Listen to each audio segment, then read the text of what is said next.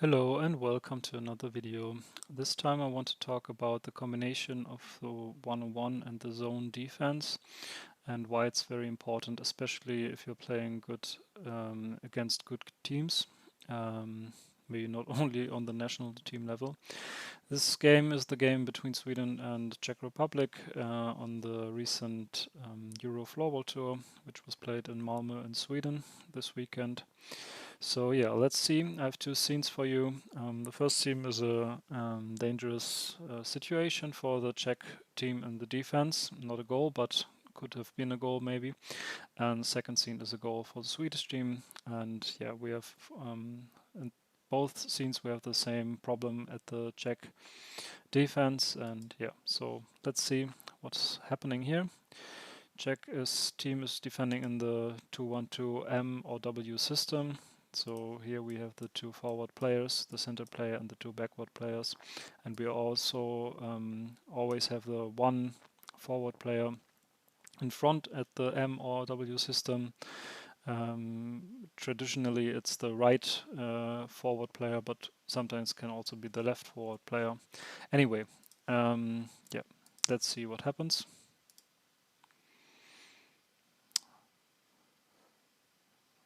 So Gustafsson gets the ball again now. Makes a few steps, passes to Sjörgren, Sjörgren to Gustafsson, and Gustafsson is able to shoot from center position, free shot, even though Langer was quite near behind him, but anyway he was able to shoot free on the goal. There was no defender like really guarding him or doing a block, even though Nemecek was here in front of the goal in the in this area, but still he would have been able to shoot in the short post here.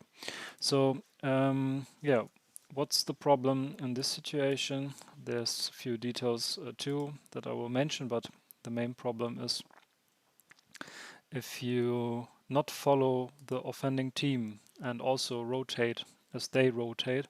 So if you don't give up your position and undertake the position or the area of your team colleague, there will be spaces like that. Of course, not every time. And of course, if you play against a good team, it's more likely that they will create these kind of spaces and situations because you need to have quite good skill set of technical skills, passing skills, dribbling skills, shooting skills, also be like quite fast, have good conditions so you can run a lot on the field. But still, I think there are enough leagues in the world, especially in Europe, where players or teams can do that. So yeah, let's see. The problem is here. Langer is the center. He was originally attacking or going forward to Gustafsson. But now Gustafsson is not holding his position, of course. He's running into the middle of the field. Sjörgren is now like moving upwards, not down to the corner as he receives the ball. And there we have the pass which Gustafsson gets. And Langer is not like really following Gustafsson. And it's not because Langer is not fast enough. Of course, he's like really good player, very fast. And he could, as we see, follow him. He's not like very far behind or something like that. It's just not like really clear what he has to do, and so that's the problem here, how this kind of situation happens. So as the defending team, especially the three backward players, like the two defending players and the center, they will have to rotate a lot. We will have in the second scene we will have an example where also sometimes the forward player, the wing player, has to rotate, but most of the time it will be the backward players and the center. So if he was rotating like right, it would be maybe like this. Czech player is following Sjörgren. Langer is following Gustafsson, so Sjörgren is not able to play a pass. And maybe I think it's Benish here is like preventing the back pass here, and I don't know if it's Havlas here is preventing the diagonal pass. So what would be the option for Sjörgren? Of course, he could dribble maybe a little bit backwards. Maybe he would do that, but classical situation is this player in front of the goal is going to the corner and the ball is going into the corner. So let's assume they are doing that, and now you have to follow your players. So Langer is becoming like the left defender. The right defender originally is becoming the center as he breaks in with Sjörgen if he drops the ball into the corner. And if Nemecek is following the Swedish player, he becomes the right defender instead of being the left defender. So undertake the position of your teammates, and so you will have a new position, but still have the system in which you're playing. Because I think it's also not, you won't have an advantage by playing man on man for the whole time and the whole field, because there's also the chance that they will create very big holes in your defending area. And of course, it's also very exhausting to run behind every player all the time. I think it doesn't make any sense to play this at least for the whole game. Maybe, and if you want to do put pressure on the attacking team in the last seconds or minutes of a game, maybe you can do that. But it's not a good tactic for the whole game. So you have to combine like zone defense and one-on-one, and one possibility to do that is to rotate the positions and get a new position here. So if Czech team would have done that, consequently, I think this kind of dangerous passes are like not very likely to be played. Of course, they can happen, but you can prevent many of them. In the second scene, we will see the same thing, but this time Sweden is scoring a goal. Okay, one very important detail as we see this scene is also always defend inside. First thing here, why is it not playing? First thing here, the front forward player in the M system always has to try to prevent this kind of passes whilst being paired to this player. It's a quite difficult task for this player, but yeah, you should always like stay around here and guard the pass, so it's not easy to play the pass. So maybe he has to play a ring pass or whatever. But okay, that's a detail, not so important, as it's still possible for Langer to defend Gustafsson and for Benes to put pressure on Gustafsson. But now we see a problem with the Czech defender, how he's attacking. He's attacking first, he's attacking like very tight, even though it was a good pass, like not a chip pass, not a, I don't know, unseen pass or whatever, like really clear and good pass from Gustafsson, and Sjörgen was also able to receive the ball, I think, quite clean. And the risk of this is if you go like very tight, and especially if there's so much space everywhere, that you will lose your opponent and the attacking player, and he's able to break out and evade from you, so you cannot defend anymore. That's the first thing.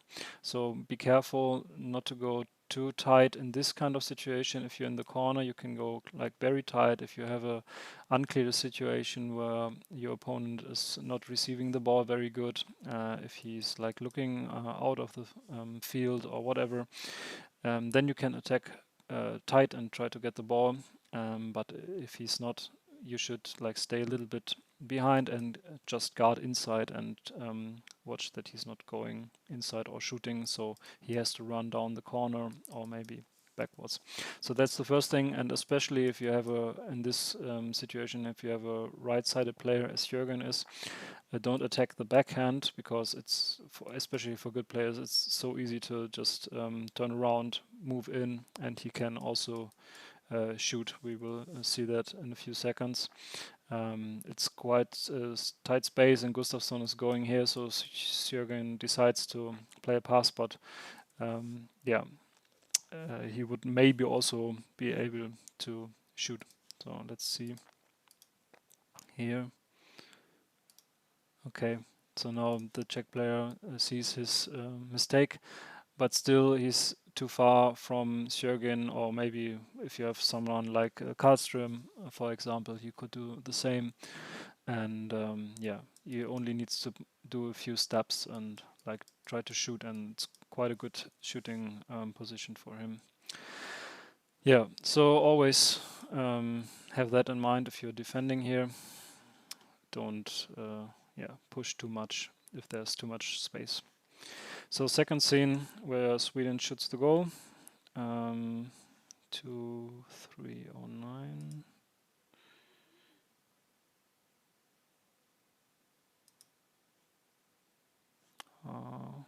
It already happened. Okay, I have to do it like this. I hope it works out. Okay, deep defense of the Czech team.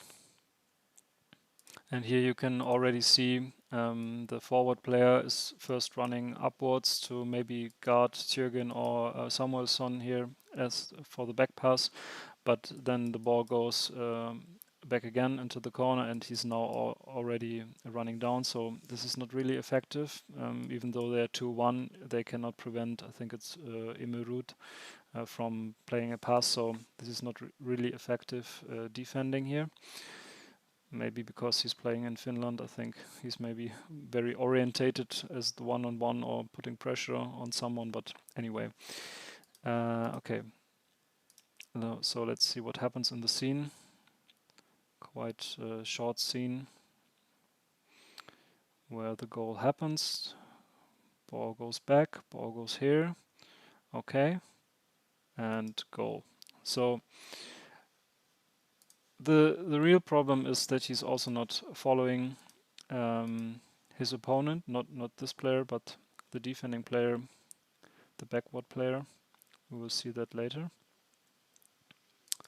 So Ruud is dribbling, going down to the corner. Okay, let him do that. Follow him, no problem. Corner is not dangerous for you as the defending defending team.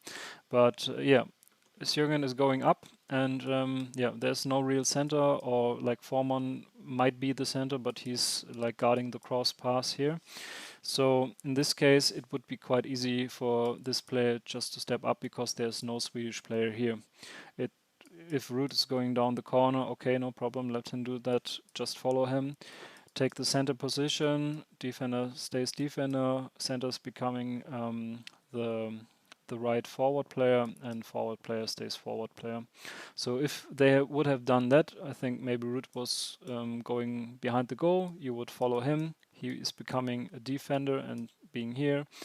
The second defender stays at the post, like usually, and he's simply guarding the center position, and there would be no goal, no like really dangerous chance for Sweden to shoot, to score. And Forman can simply guard the back pass here or attack Swedish player if the back pass is played. And he would be paired with this guy, with Samuelsson, and maybe follow him here or wherever he goes. So again, have the zone defense or the zone tasks, like having the task to guard the post if someone is going behind the goal. Have the task by following him, like this player. Have the task guarding the central position as the center, but undertake positions from your teammates if it's necessary, and just don't stay hardly at your position here or wherever on the field, and don't follow them, because if opponent attacking team is rotating like they are doing here, you have to rotate too. Otherwise, you will have goals or chances like this. Just let's see the goal. So we see this. The problem is this player is now also orientated to Ruud, to one. No one's guarding Sjörgen. He can shoot and scores. Yeah, so that's all for now. You can, of course, do that in every situation. You just have to talk about that in your team, or as a coach, talk about this with your team, how you will solve this kind of situation. There are many ways what you can do, but always have in mind to follow the players and combine the zone and the one-on-one defense through rotation. I think that's like a very good method to solve this kind of problem.